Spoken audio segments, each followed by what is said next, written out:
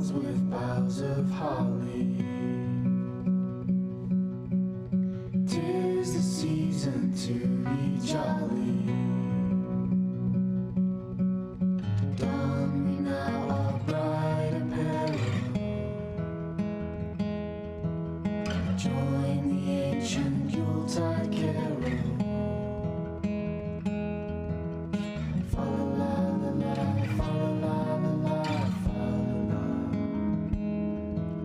See the blazing wheel before us. Strike the harp and join the chorus. Follow me in merry measure while I tell of Yuletide treasure.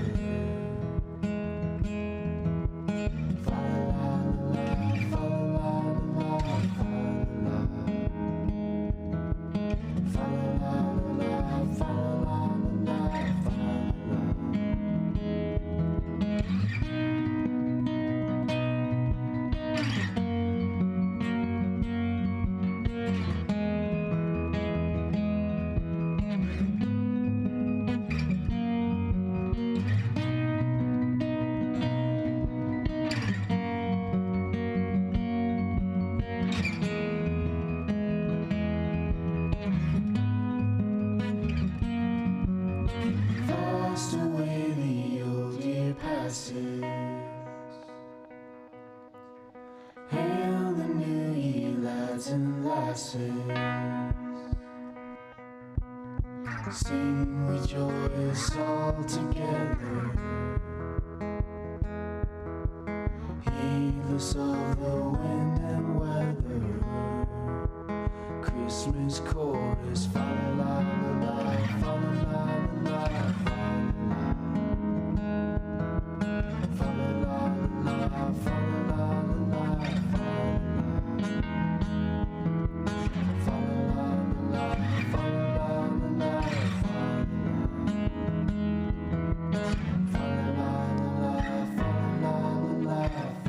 la.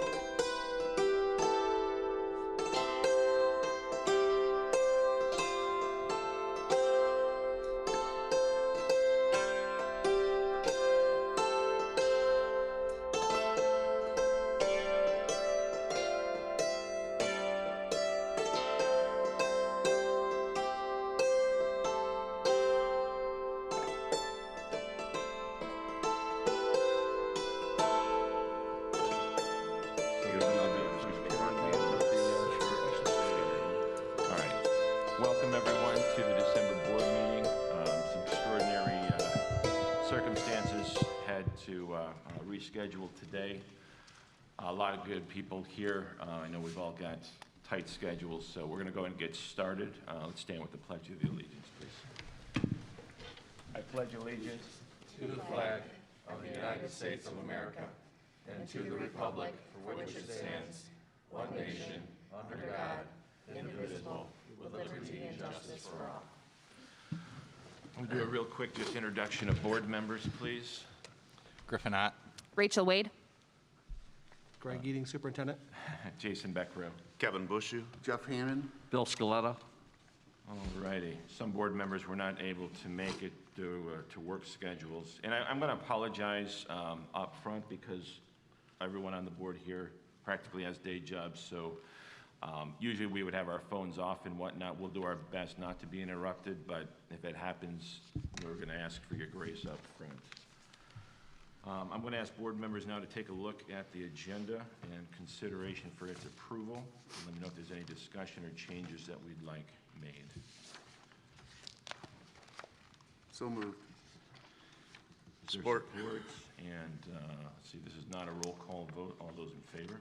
Aye. Agenda is approved. Now we've got consent action items. Again, same deal. Take a look. Let me know if you want any changes. And if not, let me know by a call for its approval.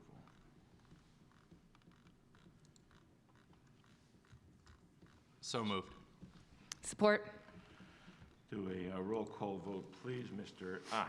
Aye. Ms. Wade. Aye. Mr. Bouchou. Aye. Mr. Hannon. Aye. Mr. Scaletta. Aye. And I also vote aye. Motion carries. Up to comments and concerns, public comments. Recall at our last board meeting, we agreed that we would go through registration process. I have a list in front of me that includes 1, 2, 3, 4, 5, 6 members of the public. If you are here, please raise your hand. They are in order. Renee Donarski is here. Amy Foster, not here yet. Robin Griffinius, not here yet. Jennifer Mayo,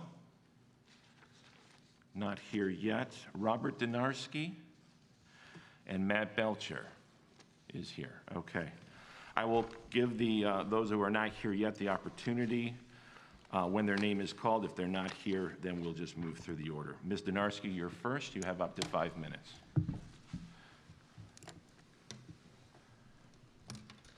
I am here today as a concerned parent and taxpayer. At the October board meeting, when Mr. Scaletta was voted to the board, his goal that so many people agreed with was improved CTE education. So hopefully you will listen carefully and consider what I have to say, since it is about CTE offerings needing improvement and variety. First of all, if all 3 CTE teachers in technology, trades, and industry are on overages and classes are still being cut, then more teachers are needed to cover those classes. Classes are often in the programs of studies that end up being eliminated due to not having enough staff to cover them. This leads to kids getting excited about registering for a class that they can take that ends up being cut. When registering for freshman year in the spring of 2020, my son considered woodshop, which ended up having no teacher. Tech exploration, which covers the manufacturing process from design and construction, with exposure to drafting and design, welding, machining, and woodworking. This also ended up with no teacher.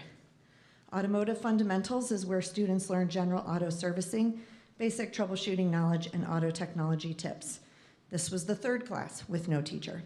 So for my son's freshman year, he didn't get woodshop, tech exploration, or automotive awareness because they were all cut from the schedule. I did share at the time my frustration with Mr. Yockstetter and the guidance office. Thankfully, he got his 4th choice, which was CAD 1. He actually loved it and now even thinks it might be a career option for him. But do you know what happened the week before school started this year? They readjusted the schedule, took away the follow-up CAD 2 classes, and added an additional 2-hour block of machine tool, which was already being offered in another 2-hour block. So the schedule is as follows. Vocational Autos has 3 2-hour blocks. The teacher is on an overage. The welding teacher has 2 2-hour blocks of welding, is in charge of CTE, co-op, and is on an overage. The final teacher in this area has 2 2-hour blocks of machine tool and 2 first-year CAD 1 classes. He is also on an overage. So you either need to get another teacher to cover some of these exploratory level classes, or you need to have the existing teachers just mentioned teach less sections of the same class and instead offer more variety. I have spoken with the guidance office several times, and those classes were typically not cut due to lack of student interest. These are a lot of classes in 2-hour block situations. If students don't get a chance to experience one of the exploratory level classes, how do they know that they want to commit to a 2-hour block of a class the next year that they might not end up liking? What did this mean? It meant that my son had to go back to the drawing board to select an elective 1 week before school started. Lo and behold, in addition to CAD 2 not being offered, neither were the other 3 that he was interested in, which again were woodshop, tech exploration, and automotive awareness. He had to go with his 5th choice for an elective, which he is unfortunately not interested in. I mean, one would think that you would get an elective of your choice before your 5th choice. I again shared my frustration with the guidance office. Now we are on the cusp of seeing the program of studies again, and all I can do is pray that CAD 2 will be offered next year for the 2 sections of CAD 1 kids from last year and the 2 sections of CAD 1 kids from this year. It is the middle of December, and my son is still talking about how that class was cut before school started. If it is not offered and guaranteed on the schedule for fall of '22, then there will be 4 sections of students, roughly 120 kids between last year and this year who took CAD 1 who will be left behind if the school does not offer CAD 2. Remember the motto, no child left behind? For my son who will be a junior, he really needs to experience in an area that he wants to study in college. I just don't understand how there were 4 electives for my son that he would have been interested in, and literally none of them were available, but were all in the program of studies. So 3 options for you to consider. 1, take options out of the program of studies that you have no intention of running, which keeps kids from being disappointed. 2, mixing up the ratio of classes and don't have so many repeats, which then doesn't allow room for the others.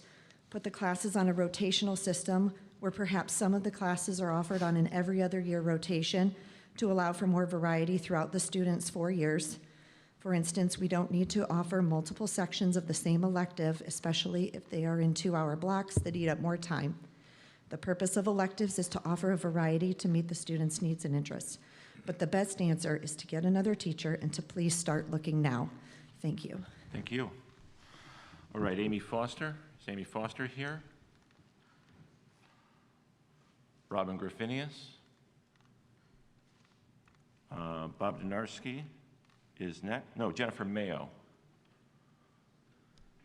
And then Bob Donarski will be next, and then Mr. Belcher. Ms. Mayo, 5 minutes.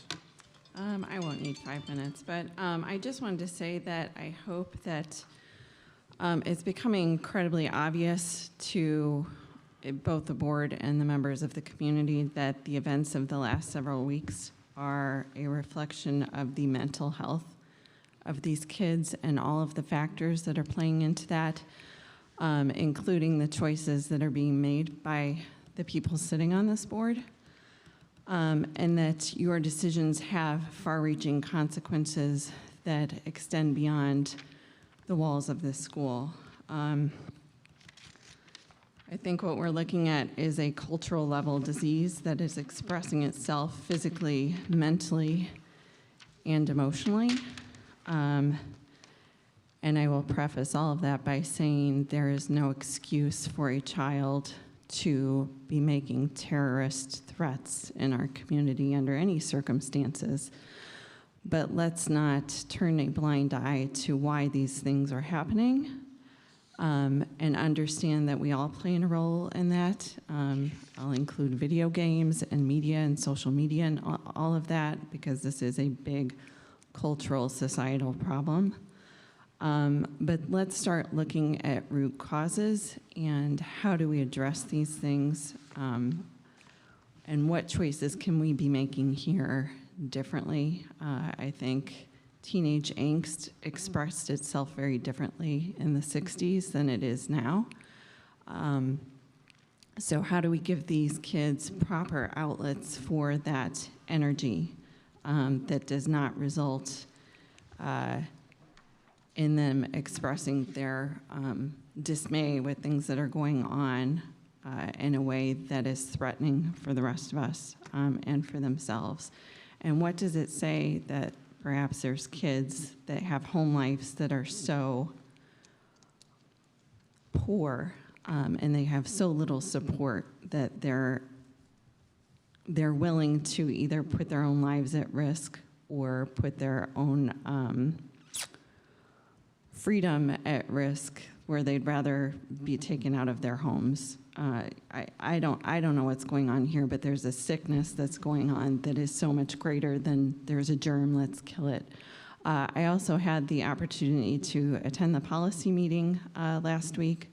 And a lot of what I heard was that this administration is terrified of legal recourse. I didn't hear a lot about let's do what's best for the kids. I heard we're afraid of being liable. That's what I heard. I also, in my own house, lead by example. And when I'm sitting across the table from people drinking Diet Coke who are making decisions for our children based on little to no knowledge of what actual health is in regards to our decisions on health and how that expresses in the public setting, in the public school system, I can't take anybody seriously, right? Lead by example. That's all we're asking. Thank you. Thank you. Mr. Donarski.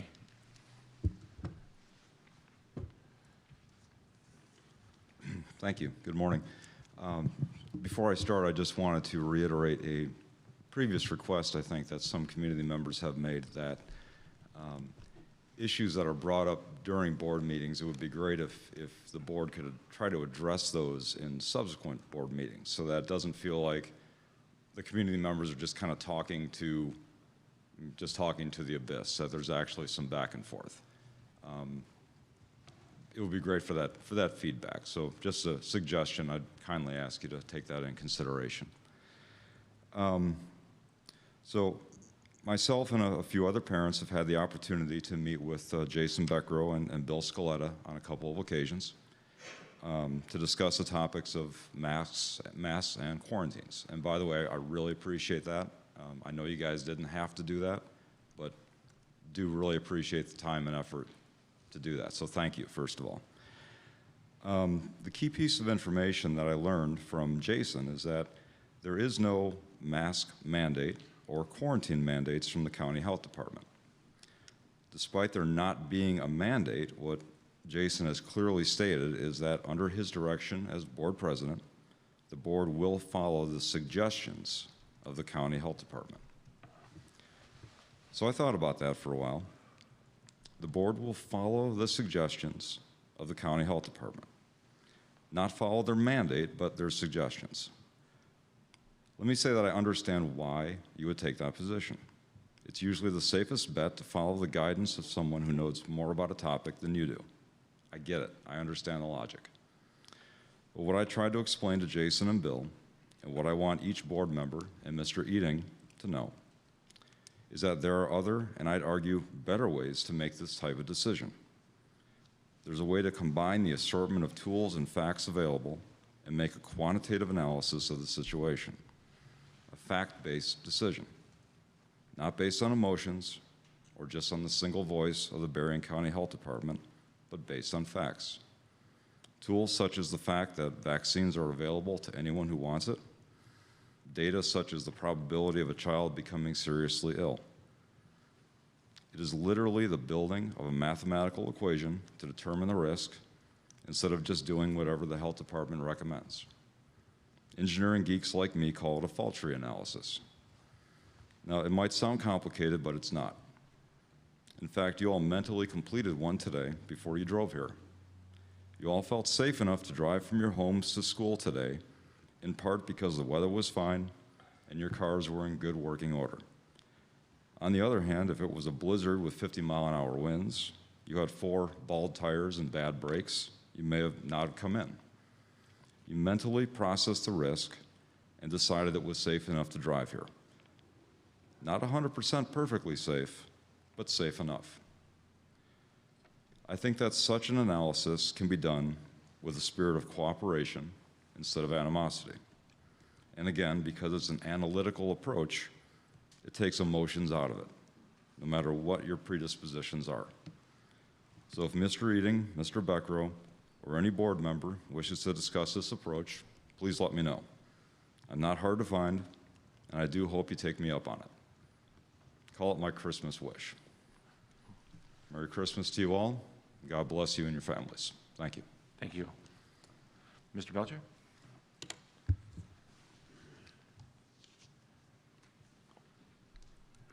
Good morning. We know that there is no mask mandate from the health department. As far as requirements go, it's not coming from the health department. The school board mandated it. I was at the meeting when the mandate was implemented here. We were told that there were too many quarantines, that mandating masks would reduce the quarantines. After that meeting, a board member told us that masks specifically didn't really have anything to do with it. We just needed to keep students in school. And the health department guidance allows for less quarantines if kids wear masks. So the issue was quarantines. After the mask mandate was implemented, my friend's daughter had to stay home. I have 2 neighbor kids who had to stay home. None of them became sick. And in a Lakeshore newsletter, an elementary teacher told the parents that she had just 3 kids in her class. And they were all wearing masks, and students are still getting sick. Now, maybe the quarantines have been reduced overall, but healthy kids are still being sent home. Masks haven't changed it enough. Students are still needlessly missing school. How many kids out of school is too many? There were clearly too many before the mandate, but now that we have masks, having been told we don't have to quarantine, plenty of students are still being quarantined. What is the acceptable number of students missing school?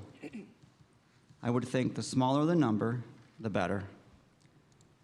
That the best plan would be one that produces the least quarantines.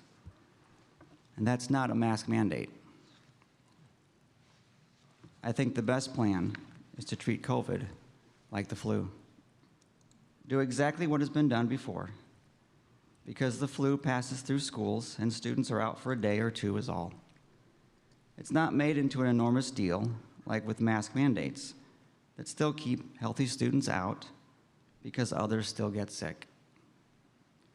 A lot of students being sent home get together anyway, or go to work at part-time jobs. So I recommend applying the flu policy already in place. This will eliminate the burden of creating new plans with mask mandates and quarantines. Masks weren't flu protocol before, but anyone who wants to wear one can, or if parents require it. The plan is simple, because sometimes it's best to not make things more complicated than they have to be. Thank you. Thank you, sir. All right, that is the end of public comment.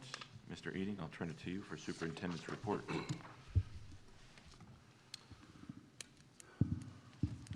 Thank you. I think the world's a little different since I actually wrote this. And I'll add a couple things in here as I go, but it's been a particularly hard and grueling month since our last board meeting.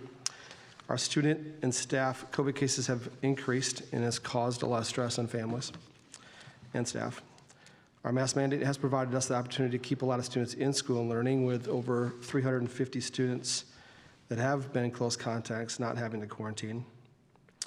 Whenever a student is not in school, that places a lot of stress. We know that on students, and a lot of stress on their family, and a lot of stress on our staff to try and keep up with it as well. The sad events at Oxford High School have spilled also into our world, providing a lot of difficult safety issues for our students and staff. First and foremost, our hearts go out to the entire Oxford community, and especially to the families who lost loved ones on that terrible day. We've had a number of safety issues that we've encountered, and including one most recently where we are on remote learning as of right now. We do complete thorough investigations for each incident and make determinations as to what our best course of action is as a team, and with consultation with local law enforcement as well. What's not in here is, I'll just say a major thank you to our administrative team for the work that they've done. It's been remarkable, and the amount of time they've put into it, from 2 a.m. to midnight in some cases. And then also to the local law enforcement, because they have been a great partner and have been very helpful. That's been an amazing partnership to be able to work with each other through each one of those situations. Moving on an annual basis, Lakeshore Schools takes part in Schools of Choice under Section 105, which permits local districts to enroll students who reside in other local districts within the same intermediate school district. At times in past years, we have opened up Schools of Choice at the semester. For a variety of reasons, I'm recommending to the board that we do not open Schools of Choice enrollment for the upcoming semester. And then on a happier note, tonight I will ask the board to authorize a stipend of $500 of bonus pay for each and every employee of Lakeshore Schools. Our employees are doing amazing work during extraordinary times, and a huge thank you to each and every employee for their work. We know this is a small gesture, but we want each employee to know that they are valued and appreciated. And finally, I just would like to say thank you to the board, to the administrative team, and to the entire Lakeshore community. It's not been an easy 2021. However, I've always found that our most impactful moments have come when things are the most challenging. And as we enter this holiday season, I would like to challenge us all to focus on giving generously, being with family, and finding some joy. Thank you. Thank you. I see a lot of administrators and some teachers in the auditorium now that may have to leave, so before you do, I'd like to give the board members an opportunity. I know there's a lot of folks who would like to express their gratitude. We've been speaking a lot before the sun comes up, to say the least. Was it Wednesday morning at around 2 a.m.? I believe Mrs. Toothman was notified and actually... Yeah, my phone was on silent for some reason that night, and Ms. Toothman came over to my house, and we started that situation at 2 a.m. In my living room. I tip my cap to all of you. I think I have a stressful job. I can't imagine what you're all going through and doing, and from the bottom of my heart, to all the teachers, to all of our team, thank you. Thank you. Yeah, I would second that. Extraordinary times probably doesn't even really scratch the surface with everything going on. I think we were all brought back to a reality and opened some eyes, as was mentioned, you know, that there's a crisis going on, and there's a lot of pieces, and we can point a lot of fingers at a lot of things contributing to it, and it's hard to argue with any of them. So the question really becomes, you know, as a unit, what can we do to do things safely, but yet also work with the community to try to figure some of this stuff out. You know, I think there's obviously factors that pull, a lot of factors outside of school that are causing a lot of these issues as well, that are out of our control. But what can we control within these walls that we can help provide the support system for these kids that may not have it outside of school? So I think that's something, you know, as a board that we're looking at. What resources can we provide? We've got phenomenal resources here. We can always use more. CTE classes are a perfect example that was brought up, right? It's becoming harder and harder to find people willing to do what you folks do every day. And if that doesn't show you how difficult it is, I don't know what does. So we're fortunate to get some very, very, very highly qualified people for our jobs, but there's fewer and fewer of them out there. And that trend is going to continue. So we're looking at ways, the community is a way that we can try to find a way to work together to recruit, especially CTE. You know, that's a perfect example. Maybe there's some mental health resources that we could partner with as a district to provide additional support. Those are things we have to look at because they're unprecedented times. The pool of candidates is running small. And that makes it more challenging to fill these roles. As some of the examples that were given today, we simply can't find the people to teach these courses. So with that being said, difficult times, just like Jason said, I tip my cap to all of you during these crazy times for keeping us moving forward, because we know it's not easy. And we're blessed to have all of you, and I appreciate everything you do. again, I know we speak on behalf of the whole board, so I know everyone's on a tight schedule, so why don't we go to the next agenda item, but again, thank you.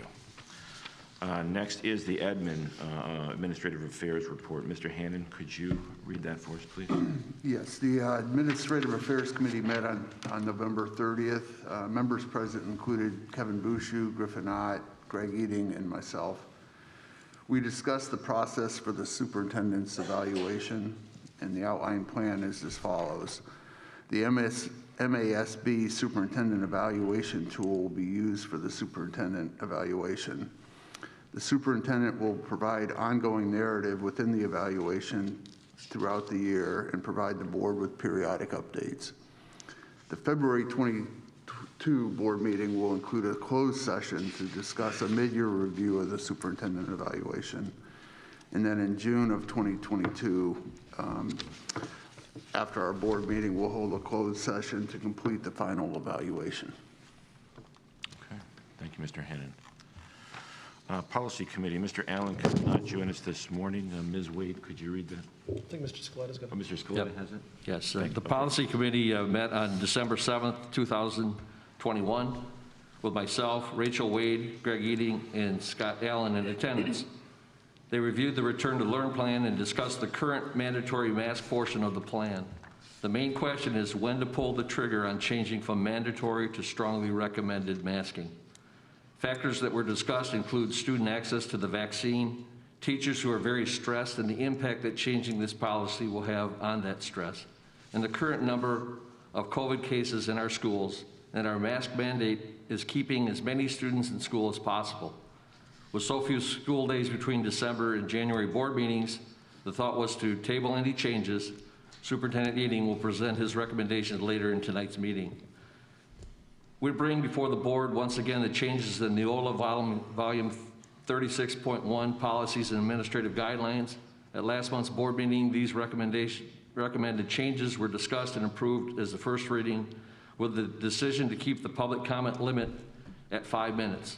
Tonight we requested approval of the second reading and adoption of the following policy numbers.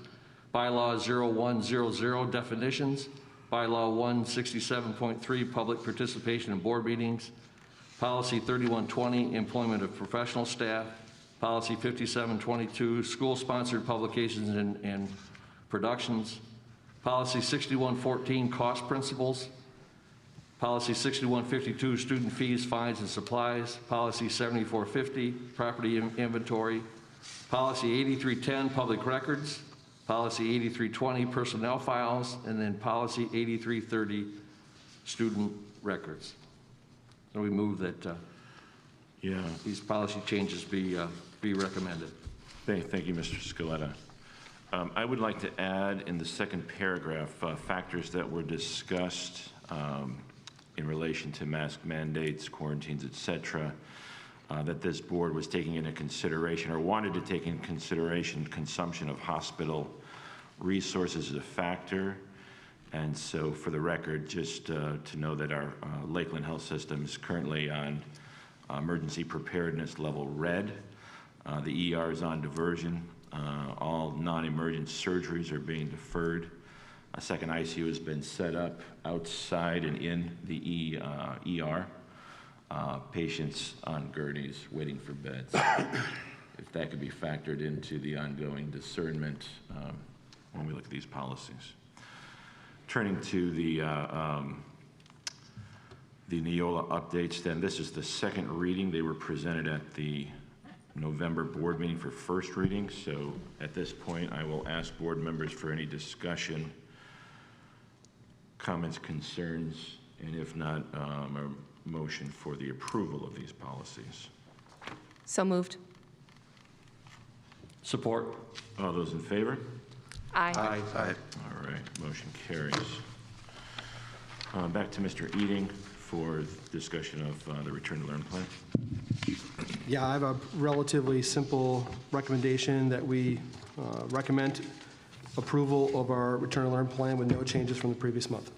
Okay, discussion from board members. Questions, concerns? And if not, I'll accept a motion. So moved. Support. Roll call vote, please. Start to my right. Mr. Scaletta. Aye. Mr. Hannan. Aye. Mr. Boucher. Aye. Ms. Wade. Aye. Mr. Ott. Aye. And I vote aye as well. And now, yes, a fun and well-deserved, Mr. Eating, floor is yours. Yes, and as I briefly mentioned in my report earlier, I recommend that the Board of Education authorize a hazard pay statement or a stipend of $500 for every Lakeshore employee. That includes our EnviroClean and Sierra Lawn service that we employ on a full-time basis as well. That really, pretty much every person that works for the district have that opportunity. And that'll be distributed immediately? Yes. Awesome. Questions from the board? And if not, also we'll accept the motion. So moved. Support. Start with Mr. Ott on my left. Aye. Ms. Wade. Aye. Mr. Boucher. Aye. Mr. Hannan. Aye. Mr. Scaletta. Aye. And I vote aye. All right, that completes our public portion. We do have some disciplinary concerns, so we're going to go into closed session. That'll probably take an hour or so, you think, Mr. Yeah.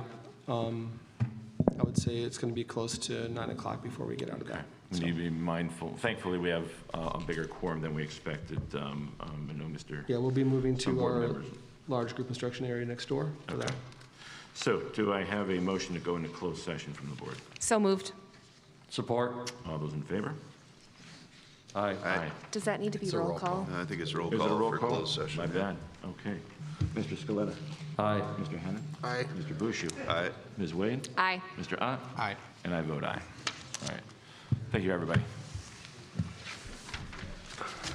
Do we have packets there? We have electronic packets.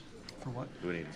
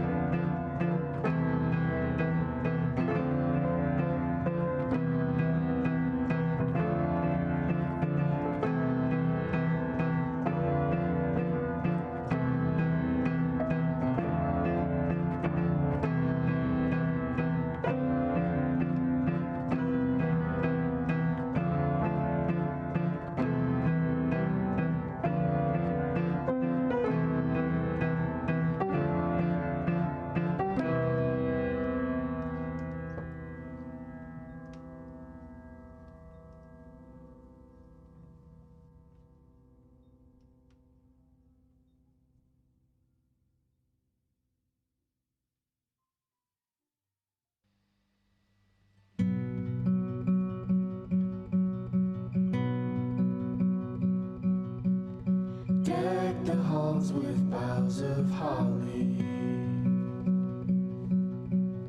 'Tis the season to be jolly. Don we now our bright apparel. Join the ancient Yuletide carol.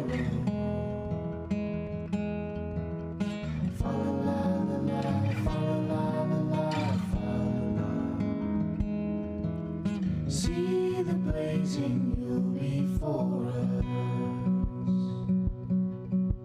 Strike the harp and join the chorus. Follow me in merry measure while I tell of Yuletide treasure.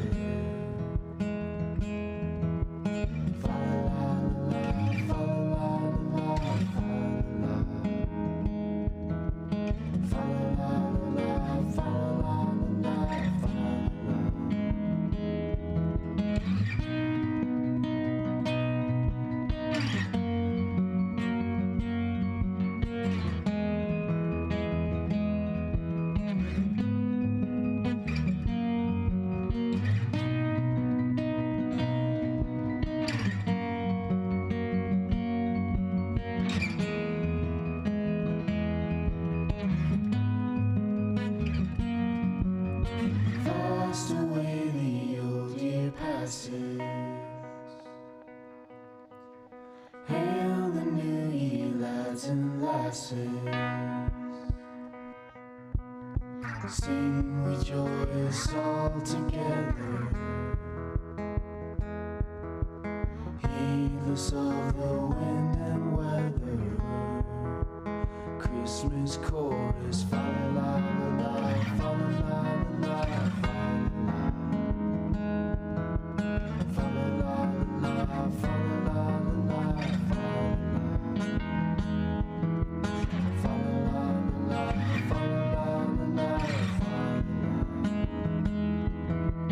fa la la la la, fa la la la la.